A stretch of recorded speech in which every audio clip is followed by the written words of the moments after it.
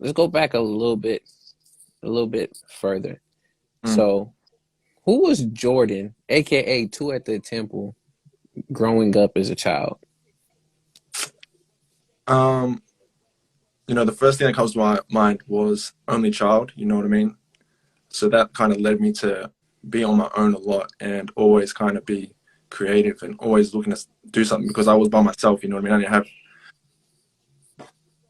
didn't have, I did, but I didn't have a lot of people around me, you know what I mean? So Mm, younger, what I remember was just like a lot of drawing, a lot of Lego, a lot of just my imagination at play because I was always just by myself, just trying to do something. But at the same time, like I wasn't always by myself because um, when I was like when I was really young, I lived in Fiji for 3 years. oh Um, wow. I don't know if I ever told you that. No. Again, look at we learning. Yeah, so I lived in Fiji for 3 years, in a rural village. My mum got remarried over there, so I went over there when I was like probably like I don't even know, like 8 years old. You know what I mean? To go and live Mm, over there. I don't, yeah, something like that. So I was like, there was like cousins. You know what I mean? Like they weren't my first blood cousins, but I consider them yes. cousins. I was filled with heaps of kids at a certain part of my life as well.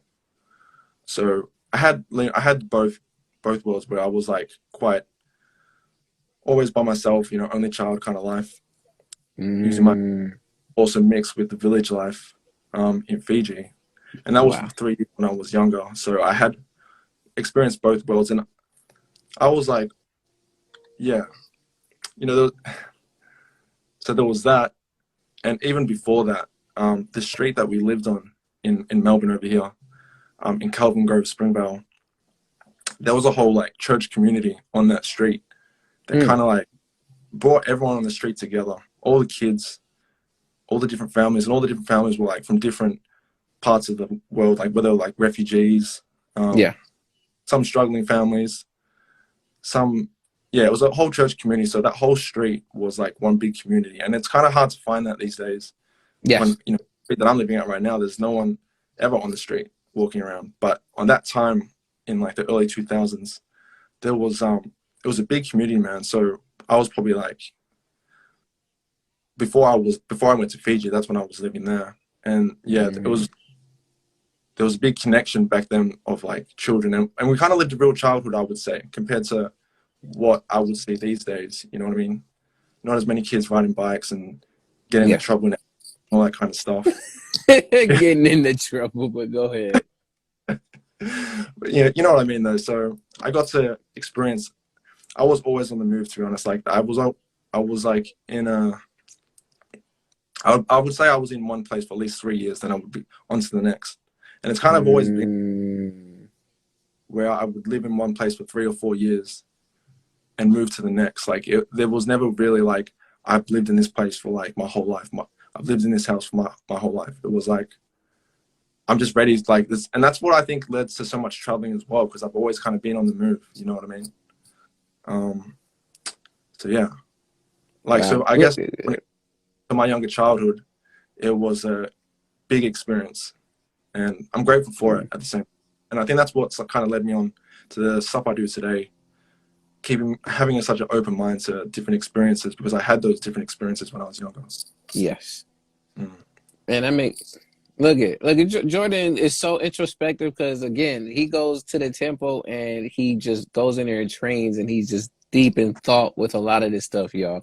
So that's That's very dope because I started putting that stuff together once you were again. mm, I like again, I started asking that question like at who you were as a child because you're it's not surprising again to all of us mm, that your childhood plays an ultimate role in how you grow up into an adult. There's certain mm. pieces you can go back and trace back to your childhood to make sense of why you do a certain thing that you do, or you've moved on to a certain path that you did, whether to get away from, whether to break out from, or to just grow from it and experience more things. Like you said, just moving from place to place, and that's Yeah. makes sense of why traveling was you got the travel bugs so young. And on that traveling piece as well, like there's so many connections as I look back and introspect even more, like why Yeah. I feel like that's kind of built into me.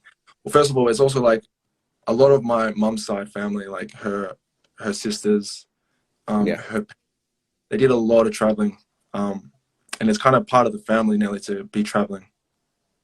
And on Mm.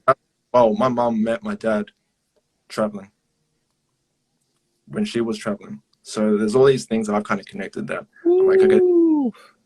I did the traveling, and I'm like, yeah, this is like where my soul sits, like just moving about, experiencing different cultures, having different conversations with people, learning new things. You know what I mean? And that's just kind of been the way it's been since I was very young, and I'm just used to it. Mm. Yeah. That's dope.